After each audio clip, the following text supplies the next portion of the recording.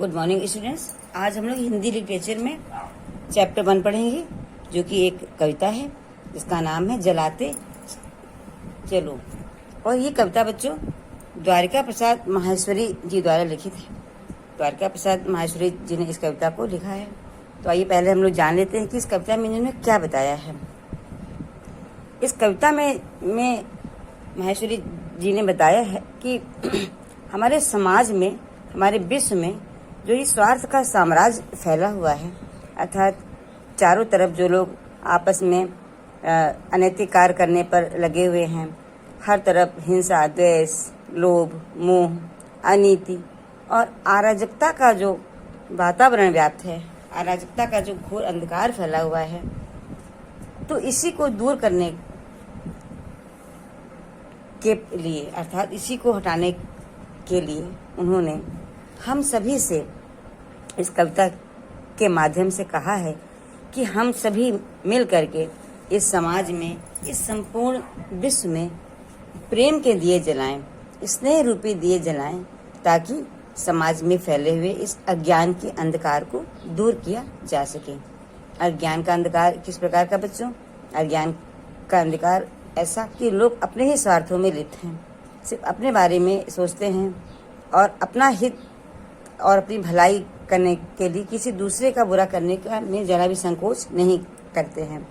हिंसा करते हैं, लड़ाई झगड़ा करते हैं, द्वेष करते हैं, आपस में एक दूसरे से जलन की भावना रखते हैं, लोभ रखते हैं, लालच बने रखते हैं, मोह रखते हैं और अनीति मतलब गलत नीतियाँ अपनाते हैं और अराजकता फैलाते हैं। तो कवि ने इन्हीं सबको समाज से, विश्व से दूर करने के लिए इस कविता के माध्यम से हम सभी को प्रेरित करा है। तो चलिए कविता को हम लोग पढ़ते हैं कि कविता में माहेश्वरी जी ने क्या लिखा है।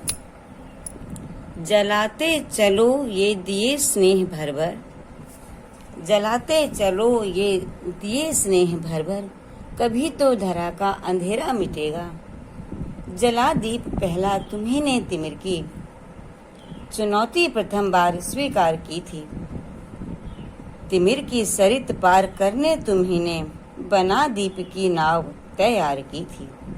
बहाते चलो नाव तुम वह निरंतर, बहाते चलो नाव तुम वह निरंतर, कभी तो तिमिर का किनारा मिलेगा। कभी कहते हैं कि किससे कहते हैं? हम सभी से समाज के लोगों से, समाज के जो समाज सेवी हैं और जो भी समाज के व्यक्ति हैं, उनसे कहते हैं कि हम सदैव स्नेह रूपी दिए, अर्थात प्रेम के दिए भर भर करके जलाते रहें। हम स्नेह रूपी दिए को सदैव जलाते रहें, कभी ना कभी तो इस धरा पर फैला हुआ अंधेरा मिट ही जाएगा। अर्थात हम सदैव अपने प्रेम के दिए जलाते रहें, अर्थात हम सदैव प्रेम का वातावरण बनाए रहें और प्रयास करते रहें अच्छाई के लिए, बुराइयों को हटाने के लिए। बुराइयां कैसी? समाज में जो लोग एक दूसरे के प्रति द्वेष की भावना रखते हैं, ठीक है, जो एक दूसरे के मन में स्वार्थ है, इन सबको हटाने के लिए प्रयास हम करते रहें, अर्थात स्नेह रूपी दिए हम जलाते रहें। कभी ना कभी तो हमारा ये प्रयास सार्थक होगा, अर्थात कभी तो इस पृथ्वी का, इस धरा का ये अज्ञान रूपी जो अंधेरा है वो मिट जाएगा। अज्ञान रूपी अंधेरा बच्चों कैसा? कि अज्ञान रूपी अंधेरा वही कि जब हम सिर्फ अपने बारे में सोचते हैं, तो इसका अर्थ है कि अज्ञान, जब व्यक्ति के अंदर अज्ञानता होती है तभी वो सिर्फ अपने बारे में सोचता है, या फिर हिंसा, द्वेष, लोभ, मोह और अनीति और अराजकता का वातावरण फैलाता है।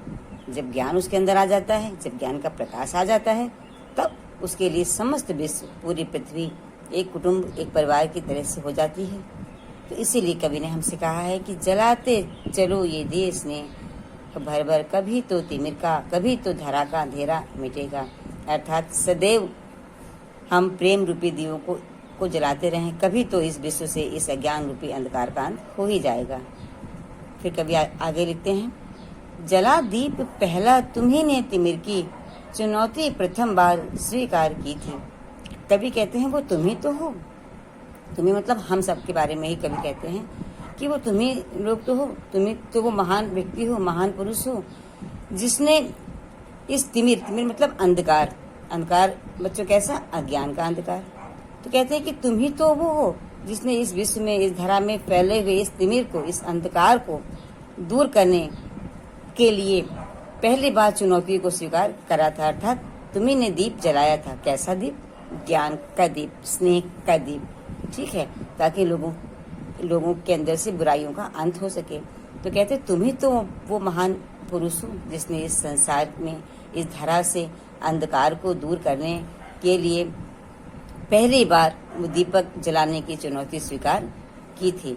अर्थात समाज में ज्ञान फैलाने का, समाज से ये बुराइयों को दूर करने का जो तुमने बीड़ा उठाया था वो तुम ही तो हो। अर्थात समाज के लोग ही तो होते हैं, है ना। समाज में कुछ अच्छे लोग भी होते हैं, कुछ खराब भी होते हैं। तो कुछ जो अच्छे लोग होते हैं वो सदैव समाज की भलाई के बारे में सोचते हैं और समाज से बुराइयों को दूर करने के लिए सदैव प्रयत्नशील रहते हैं, प्रयास करते रहते हैं। तो वही कवि ने इसमें लिखा है कि तुम ही वो व्यक्ति हो, तुम ही तो हो वो महान व्यक्ति जिसने इस धरा पर फैले हुए अंधकार को, अज्ञान रूपी अंधकार को दूर करने के लिए पहला दीपक जला करके चुनौती स्वीकार की थी कि हम इस धरा से, इस अंधकार को, इस अज्ञान को मिटाने की कोशिश करेंगे। तिमिर की सरित पार करने तुम्ही ने बना दीप की नाव तैयार की थी। कभी कहते हैं कि तिमिर की सरित मतलब, तिमिर मतलब अंधकार और सरित का मतलब नदी। तो कहते हैं कि जो ये अंधकार का की जो नदी इस धरा पर छाई हुई है, इस धरा पर, इस पृथ्वी पर, इस विश्व में जो बह रही है, अज्ञान रूपी नदी का तात्पर्य यहाँ पर है कवि का कि लोगों के मन में ये जो स्वार्थ इतना ज्यादा भरा हुआ है कि बिल्कुल बह रहा है नदी की तरह। तो लोग लोभ, मोह, हिंसा इन सब में घिरे हुए हैं और अपने स्वार्थ सिद्धि में लगे हुए हैं और अपने स्वार्थ के आगे उनको दूसरों का कुछ भी हित नहीं दिखता। तो उसको इसीलिए कवि ने इसमें लिखा है कि इस अंधकार की नदी को पार करने के लिए तुम्ही ने तो एक दीप की नाव तैयार की थी। दीप बेटा कैसा? दीपक जो होता है, दीपक से उजाला होता है ना, दीपक से चारों तरफ प्रकाश फैलता है। तो दीपक हमेशा अंधेरे को दूर करता है। चाहे जितना भी घरघोर अंधेरा हो, अगर एक हम दीप जला देते हैं तो प्रकाश हो जाता है ना।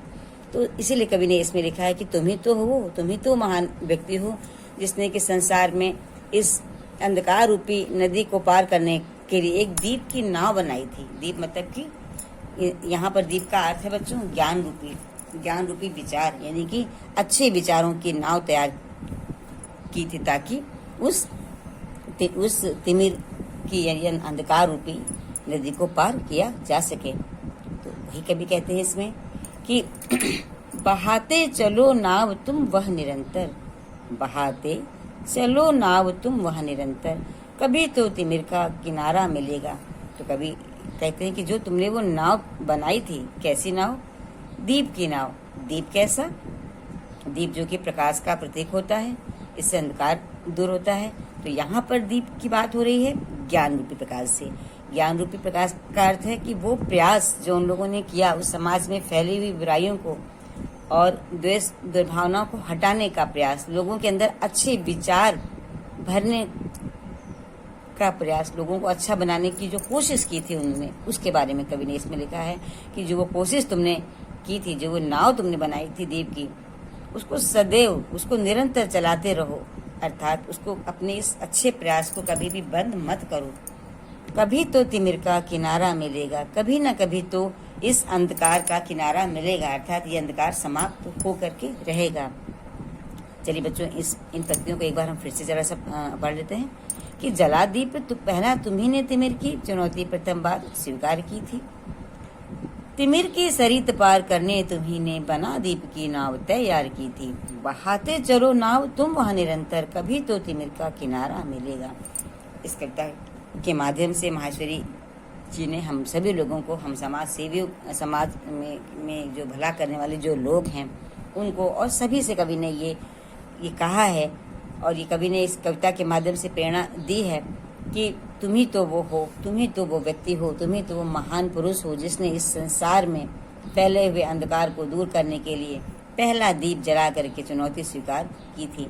कहने का इनका यहाँ पर अर्थ है कभी कि किसी भी बुराई को दूर करने के लिए जो कि कोई ना कोई तो पहली आवाज़ उठाता है ना, कोई ना कोई तो आकर के बुराई को दूर करने के लिए पहली बार खड़ा होता है ना, फिर उसके साथ और लोग जुड़ते चले जाते हैं। तो वही कवि ने इसमें लिखा है कि तुम ही वो महान व्यक्ति हो कि पहली बार तुम्ही ने वो चुनौती स्वीकार की थी कि इस समाज से, इस विश्व से, इस अंधकार को, अज्ञान रूपी अंधकार को हटा कर के रहेंगे।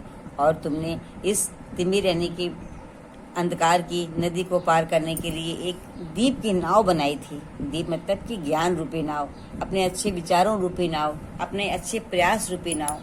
वो प्रयास कि समाज में फैली हुई हिंसा, द्वेष, लोभ, मोह, अनीति और अराजकता को खत्म करने का जो प्रयास तुमने जो किया, वो दीप, ठीक है, यानी ज्ञान रूपी जो विचारधारा है उसकी नाव तुमने बनाई थी। वही कवि कहते हैं कि उसको सदैव बहाते चलो, उसको तुम निरंतर बहाते चलो, कभी रोकना मत, अर्थात अपने इस प्रयास में कभी रुकना मत। लोगों के अंदर अच्छाई को जगाने का जो प्रयास तुमने किया है शुरू, उसको निरंतर करते रहना, लगातार करते रहना। कभी ना कभी तो इस तिमिर का किनारा मिलेगा, कभी ना कभी तो इस विश्व से, इस संसार से अज्ञान रूपी अंधकार दूर हो ही जाएगा। बच्चों, हम लोग आज कविता यहाँ तक पढ़ते हैं, कल हम लोग कविता का आगे का पाठ पढ़ेंगे। ओके।